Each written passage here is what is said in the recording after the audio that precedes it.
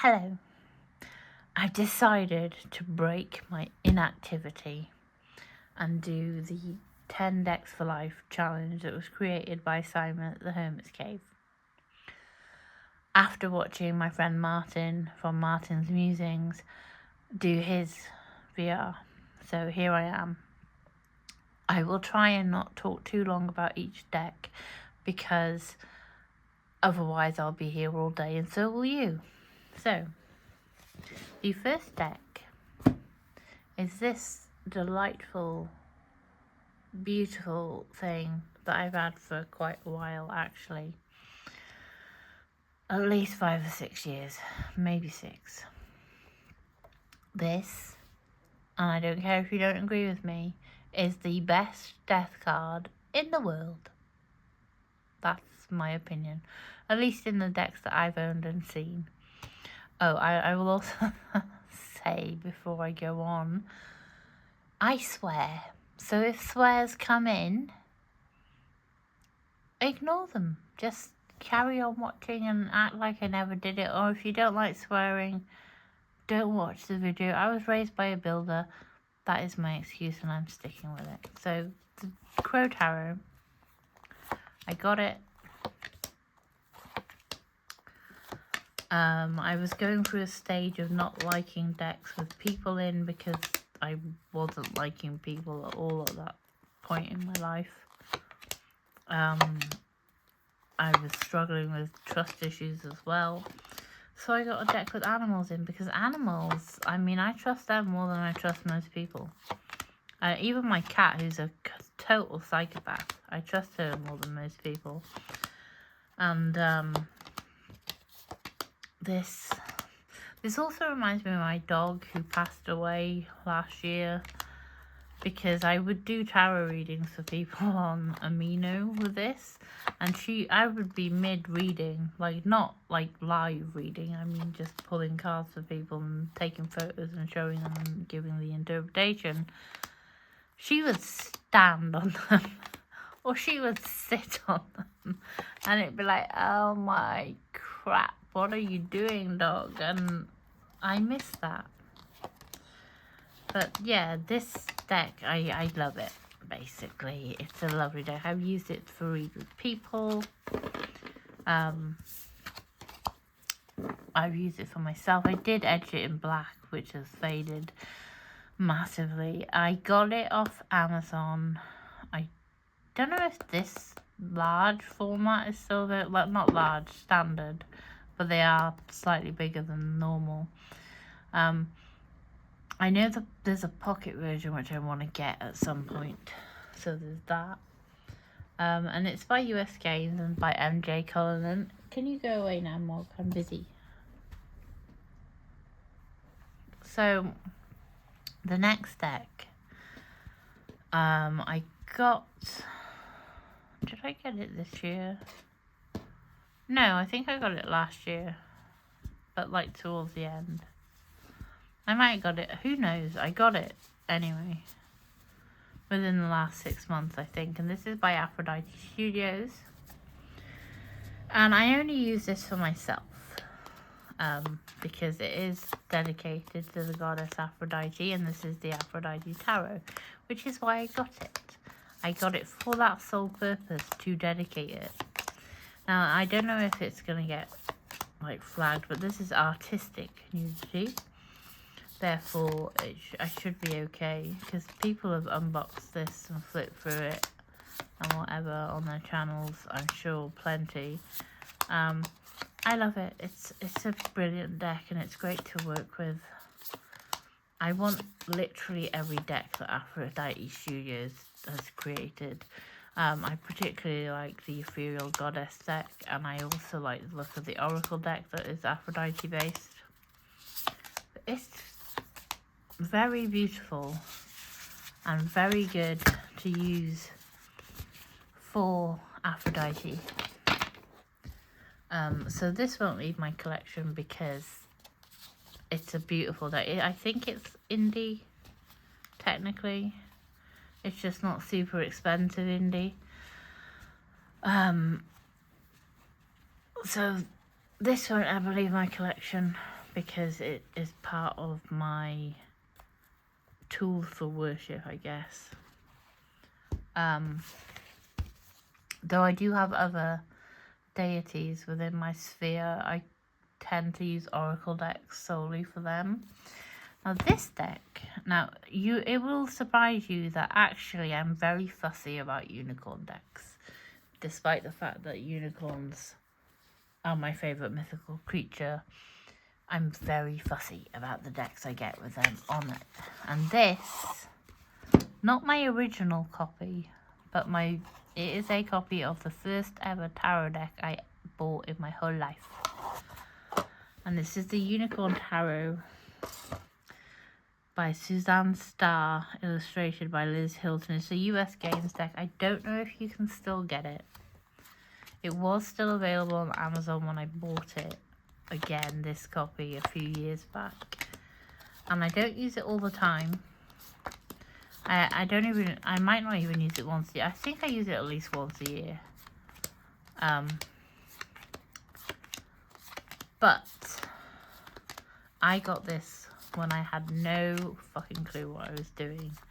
And I got it and I was like, what the hell am I supposed to do with this? It had a little white leaflet in it. I don't know where this one's little white leaflet is, but I didn't see the point in keeping it in the box, I don't think, because I don't need it. Because it's not like it gives you extra information about the actual unicorns in the card or their purpose. There are slight changes, obviously, to the imagery from Rider-Waite-Smith, but it is basically a Rider-Waite-Smith clone. And I will never get rid of it again, because I did get rid of it once, but I won't ever do so again, because it's a piece of the past that I don't mind holding on to. Back when I had no clue what I was doing. And I just think it's lovely. It's also kind of terrible because some of the art isn't amazing. But I love it and I won't ever get rid of it. And we're moving on to a different unicorn deck. The Last Unicorn Tarot, which is by Geekify and ITV Studios. This is an indie deck. This and the Somnia were my first ever decks that were indie, and then you'll see that in a minute. This one is a piece of my childhood, because this film was something I really loved. And I hate this cardstock. So we'll leave that as the front card. I have issues with this deck, which I don't use it very much, because it's made from rose petal cardstock, which in my opinion is one of the worst cardstocks in the whole history of cardstocks. Not because it's crap, it's really thick, yeah, but it's sticky. Like, in the decks that are slippery, eventually they become less slippery, in my experience. But with rose petal decks, they're sticky. They stick to each other. They're like, what did Martin say about it? It's like a balloon, a deflated balloon. I'm sure it was Martin that said it. And that is what it could have been someone else, but they were talking about rose petal finish. And that is the problem I have with this set. The cards are too big because my hands sometimes lock. The cards are too big. And they're rose petal. And they're not good at riffling either. I remember, I think it was Priscilla from Priscilla's Tarot Corner. And I'd said that I can't really riffle with them. And she was like, I wouldn't riffle with that deck. And I'm like, well, I want to be able to use it. So yeah, there's me using the Last Unicorn Tarot to riffle with. But this I won't ever get rid of, because it was one of my first indie decks. And also, this film, I absolutely loved it when I was a kid, and I will never not love this film. I have it on DVD as an adult, and I will never not love it. So it will always be part of my collection. Now the other deck I got around the same time. I'm pretty sure I ordered them at the same time, but one came before the other. This is the original Somnia Tarot, which I nicknamed the Horses in Bedsheets deck. And I mean, you don't have to be a rocket scientist to figure out why. And I love this deck. I wasn't into it when I first saw it, but I love it. And the reason I love it is because it bridged the gap for me where I was still struggling with using people decks. But here was this deck where you don't see the faces of the people in it. And that was epic for me. I was like, oh my god, I've got a deck where I don't see the faces of the people, so I can use this. And so it bridged a gap. It filled the space for me until a time came that I could actually read with people decks again. And obviously, like, I had problems with people. I still have problems with people, but I do use people decks again now. But I thought it was epic. I really loved it. I do still really love it. I just don't use it as often now. And I would really like to get the revised edition that has the borderless cards in it. Because that would be awesome. I don't know why I did that. But yeah, this is a really lovely deck. What my cat is doing now, I don't know, but I'm sure it will be chaos. So this I would never get rid of because it also was there for me in a time when I was not doing really well, and it was helping me. It was like a therapist with horses in bed sheets. Now this deck is a Radley Valentine, and I love a Radley Valentine deck. I have 3, including this, and I also have an oracle that he did with someone else. But this one I am using as my keep forever because this is the first one I got and I've used it the most. And there are snobs in the tarot world who would criticize people, like I think Martin mentioned it, for using a deck like this. Those snobs can stick it up their ass because it's such a nice deck. And it makes me think of my childhood and worlds that I could escape to. And like it has that like Victorian fairy where like people who like don't know what fairies look like they think they look like this, like the Victoriana like cute version of fairies. They obviously didn't live in Wales, but it's so nice, it's so friendly. And even when it tells you to, even when it calls you out, it does it in a nice way. You know, it calls you a dick, but it's nice to you about it. And that's what everybody needs. Like, sometimes you like being called out because you need to hear it, but it's also nice when you need to hear it and you get told it in a way that, like, maybe your best friend would tell you. Like, you're being an idiot, but it's okay, I understand why. And that is what this deck is like. People who say you shouldn't read to someone with a deck like this need to get a grip and stop being such big snobs. So there's that. That is I got this off Amazon as well, by the way. The Fairy Tarot Cards by Radley, illustrated by Howard David Johnson. The next deck, what am I going to pick? I'm going to pick this one. The Kawaii Tarot, Kawaii, is that how you say it? By Lulu Mayo, which was the first deck I ever edged, I think.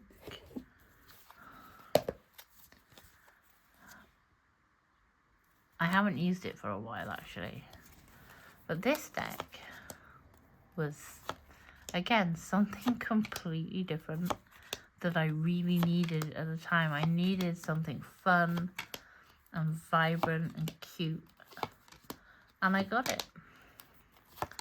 And I will never get rid of this deck because it is so cute. It's like, I know they did the Caticorn Tarot, not this person, but the Caticorn Tarot came out more recently. I think that was last year. And I love that deck. And it is the same kind of vibe, but this does it so much better. Maybe because it's not just cats. But this has that kind of vibe too. And this came out before, obviously. But it just has a bit more. A little bit more something. And it is adorable. Have we already had the 10 of Swords? We might have. Look at the carousel there. Look at this knight. Look at the 5 of Swords. They're arguing over cake. We might have already had Death is a Mammoth. The Sun. These are such cute cards. I love them all. The 10 of Swords. We might have already had it. Yeah, yeah. Look at the 3. He's so cute, but the 10 of Swords is... I'm not going to go through them all now. It's like a bowl of ice cream with little faces in it, and it's so cute. I love it. It's adorable, and it's something you need. Sometimes you need a deck that looks really sweet. It still gives you a flap, by the way. Like, all these people are like, oh, I can't use that deck, it's too cute. They still call you out. So I don't know what you're on about. Right. We're down to the last 3. We're going to go with this. Everybody I'm friends with already thought I owned this deck. When I said, oh, I got this deck. And they were like, what, you don't own it already? And I'm like, no. The Kakoli Tarot, if anyone knows me, they know that Alice in Wonderland is my favourite book ever.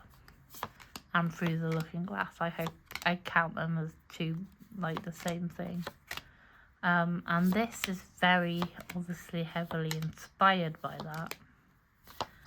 And I love it. I use it to death after I got it. I'm surprised there aren't, like, damage to any of the cards for how much I used it.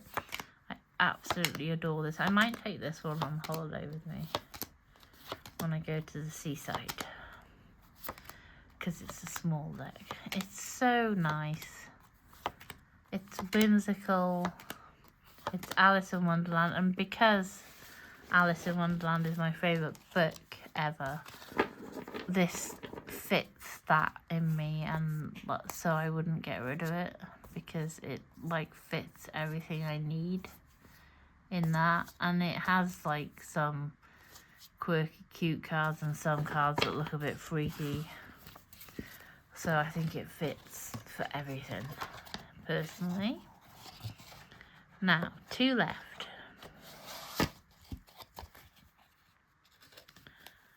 Right, we'll go with this one first.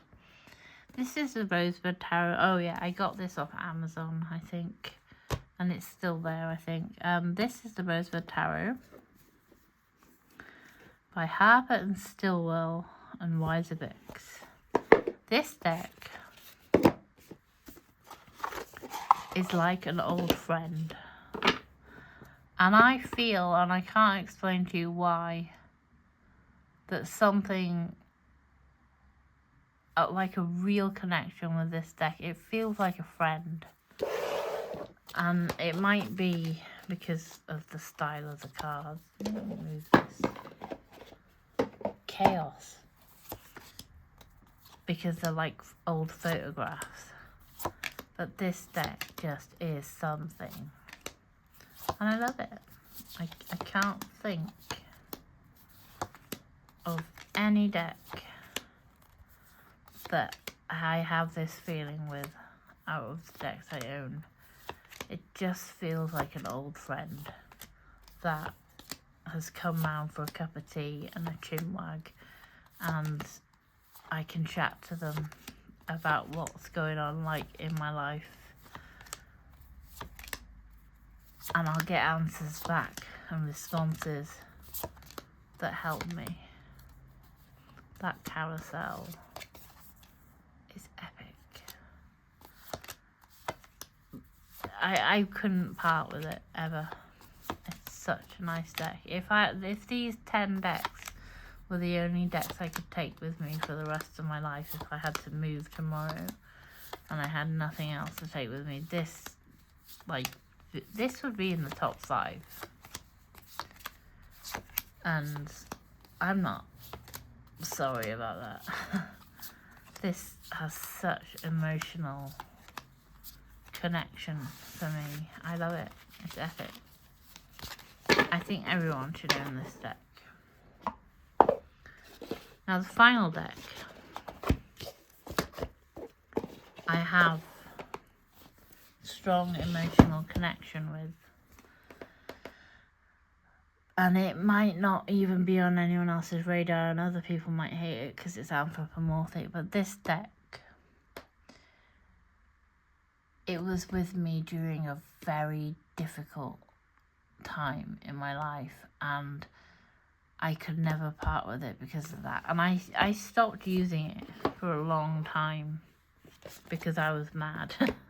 I was mad at the deck, even though it wasn't really the deck I was mad at. I was mad at myself because I was using this deck. I got it, and I was using it quite a lot because I really like it. I think it's a really cute, quirky deck.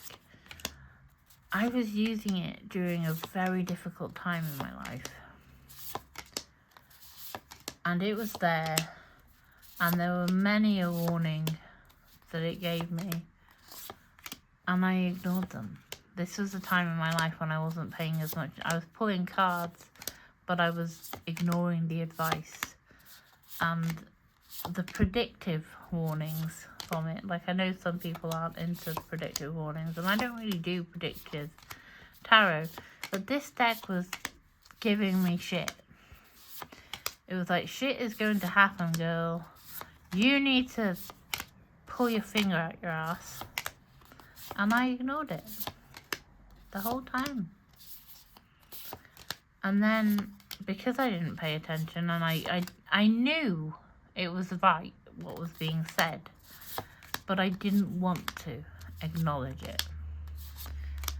And therefore, shit happened, and I didn't use the deck for such a long time because I was mad at myself for ignoring it. And you might not know like that feeling yourself. You might not understand that feeling, but I had that feeling and I ignored it. This little shit was the card. Every day for a whole week, this card came up telling me to prepare myself because stuff was gonna happen, and it happened, and I had ignored it, and I was so mad at myself. And it wasn't just this deck. There's another deck I got that I used to use as a deity deck, and I was so mad at myself. I didn't use this deck for a couple of years at least, but I love it. I could never part with it because I have an emotional connection to it. I did edge it, but it was badly done. I have an emotional and energy connection to this, and I could never part with it.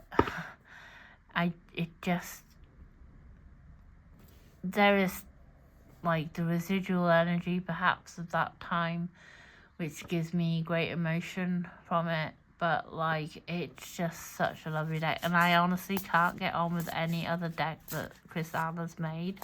I did get this off Amazon too. It's probably still available on there. That's it. that is my 10 decks. You might not like them, and I might not like yours. They're not all indie decks, most of them are mass market, but that's fine. If you have stayed all the way through this video, which is quite long, then thank you very much, and I will hopefully do some more videos soon, so look out for them, and thank you for watching.